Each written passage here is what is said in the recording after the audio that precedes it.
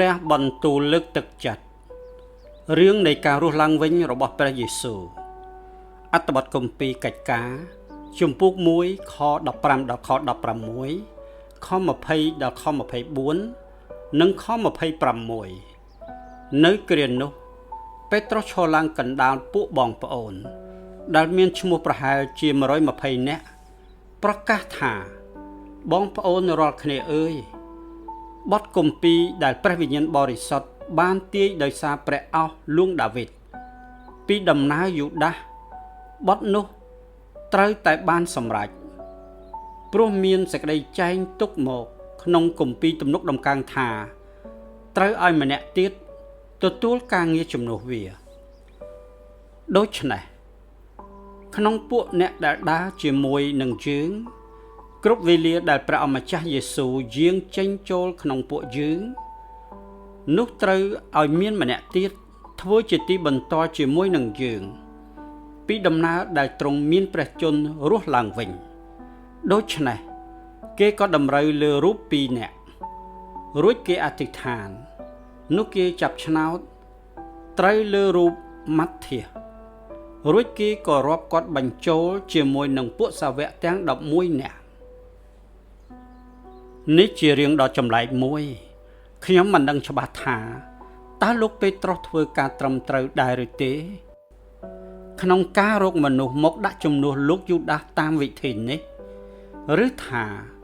តើក្រុមអ្នកជឿទាំងអស់គ្នាត្រូវតែរងចាំពី3ថ្ងៃទៀត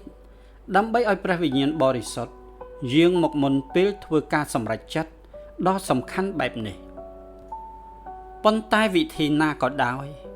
វាប្រហែលជាមិនមានបញ្ហាច្រើនទេជាពិសេសឥឡូវនេះអ្វីដែលសំខាន់គឺជារឿងដែលលោកពេត្រុសត្រូវតែដឹងច្បាស់នៅពេលគាត់និយាយថាចាំបាច់ត្រូវតែមានសាក្សីធ្វើជាទីបន្ទាល់ពីការប្រោសព្រះយេស៊ូវឲ្យមានព្រះជន្មរស់ឡើងវិញដោយសារការរស់ឡើងវិញរបស់ព្រះយេស៊ូវគឺជាកម្លាំងចម្បងដែលជំរុញឲ្យពួកជំនុំសម័យដើមធ្វើទីបន្ទាល់ដោយសេរីនិងរីកចម្រើនយ៉ាងឆាប់រហ័សសូម្បីតែស្ថិតនៅក្រោមការគំរាមកំហែងមានទោសដល់ស្លាប់ក៏ដោយពួកគេដឹងថាព្រះយេស៊ូវបានរងទុក្ខហើយសុគតហើយព្រះដ៏ជាព្រះបិតាបានប្រោសទ្រង់ឲ្យមានព្រះជន្មរស់ឡើងវិញមានសាក្សីដែលអាចថ្លែងទីបន្ទាល់ថាទ្រង់មានព្រះជន្មឡើងវិញជាង500នាក់ក្នុងចំណោមពួកគេសូមមើលកូរិនថូសខ្សែទី1ជំពូក15ខ6យើងពឹងផ្អែកលើទីបន្ទាល់របស់ពួកគេទោះជានៅពេលសប្តាហ៍នេះក៏ដោយដែលត្រូវបានរក្សាទុក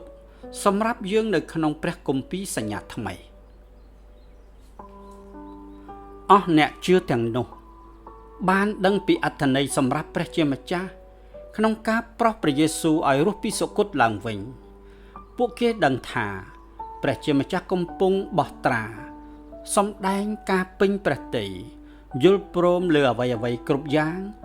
ដែលព្រះយេស៊ូវបានមានព្រះបន្ទូលនិងបានធ្វើសម្រាប់យើងព្រះអង្គមិនដែលប្រោសមនុស្សកុហកឲ្យរស់ឡើងវិញទេដោយសារតែព្រះជាម្ចាស់បានប្រោសព្រះយេស៊ូវឲ្យរស់ឡើងវិញយើងដឹងថាអ្វីៗគ្រប់យ៉ាងដែលព្រះយេស៊ូវបានមានព្រះបន្ទូលមកយើងគឺជាសេចក្តីពិតនៃព្រះហើយយើងអាចជឿទុកចិត្តសេចក្តីពិតនោះជារៀងរហូតដូច្នេះតើអ្វីទៅដែលព្រះអង្គបានមានព្រះបន្ទូលមកយើងព្រះអង្គបានអញ្ជើញយើងឲ្យមករកទ្រង់ហើយដើរតាមទ្រង់សូមអានម៉ាថាយជំពូក16ខ24ព្រះអង្គមានព្រះបន្ទូលថាទ្រង់គឺជាព្រះមេស៊ីដែលព្រះជាម្ចាស់បានជ្រើសរើសសូមអានម៉ាថាយជំពូក11ខ2ដល់ខ6ព្រះអង្គបានមានព្រះបន្ទូលថាទ្រង់និងព្រះបិតាគឺតែមួយទេសូមអានយ៉ូហានជំពូក14ខ8ដល់ខ11និងយ៉ូហានជំពូក10ខ10ទ្រង់បានសន្យាថានឹងផ្ដល់ឲ្យយើងនៅការសម្រាសន្តិភាព និងការអត់ទោសបាបសូមមើលម៉ាថាយជំពូក11ខ28ដល់ខ30ទ្រង់មានប្រាប់បន្ទូលថាទ្រង់នឹងមិនបដិសេធយើងឡើយសូមមើលយ៉ូហានជំពូក6ខ37ទ្រង់បានសន្យាថានឹងស្នាក់នៅជាមួយយើងជារៀងរហូតសូមមើលម៉ាថាយជំពូក28ខ20ទ្រង់បានសន្យាថានឹងចាត់បញ្ជូនព្រះវិញ្ញាណបរិសុទ្ធមកយើងដើម្បីគង់នៅក្នុងយើងហើយធ្វើការតាមរយៈយើងសូមមើលយ៉ូហានជំពូក14ខ16ដល់ខ17ទ្រង់បានសន្យាថានឹងប្រោសយើងរាល់គ្នាឲ្យរស់ឡើងវិញនៅថ្ងៃចុងក្រោយនៃពិភពលោកសូមមើលយ៉ូហានជំពូក6ខ40ទ្រង់មានប្រាប់បន្ទូលថាទ្រង់នឹងយាងត្រឡប់មកពីឋានសួគ៌ដើម្បីយកយើងទៅផ្ទះនៅនគរឋានសួគ៌រស់នៅជាមួយទ្រង់អស់កាលជានិច្ចសូមមើលយ៉ូហានជំពូក